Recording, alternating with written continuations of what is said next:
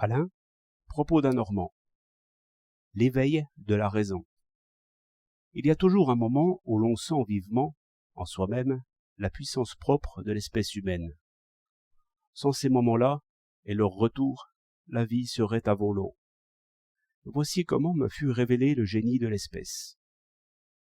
J'avais été élevé jusqu'à la classe de 4e dans un petit collège de curés, dont je ne veux point penser trop de mal, parce qu'ils me donnèrent le goût de la botanique.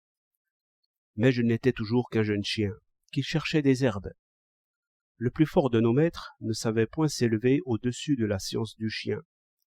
Il avait pourtant acheté un livre de géométrie, et il s'en servait pour tracer les figures au tableau. Mais il ne pouvait mordre au raisonnement. Il ne savait faire qu'une chose, prendre son beau compas et sa belle règle, et vérifier sur la figure ce que le livre démontrait. Ce qui fait que moi, qui n'avais pas le livre, je soupçonnais qu'il y avait autre chose à connaître que ces grossières mesures, sur des lignes de craie, mais sans bien savoir quoi. C'est en ce temps que j'obtins une bourse au lycée. Monde nouveau, mais non pas en toutes choses. C'était le même grec et le même latin, les mêmes récitations abrutissantes. Quant à la botanique, comme on l'enseignait sans faire voir les plantes, j'y bâillais d'ennui. Mais tout cela fut effacé par l'éclat miraculeux d'un bonhomme à voix traînante, qui dessinait des droites, des triangles, des cercles au tableau. Assurément, il avait les manies de son métier. Il ne souffrait point qu'on changeât ses mots, et, au premier tâtonnement, il renvoyait honteusement l'élève à sa place.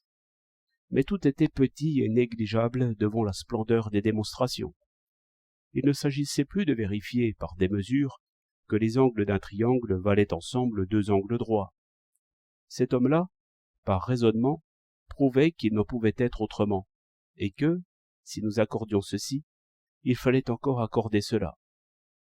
J'avoue que, désormais, dans le cours de mes études, je méprisais tous les autres maîtres, et m'attachai à celui-là. Ce fut l'éveil de la raison, et la première lumière sur ma vie.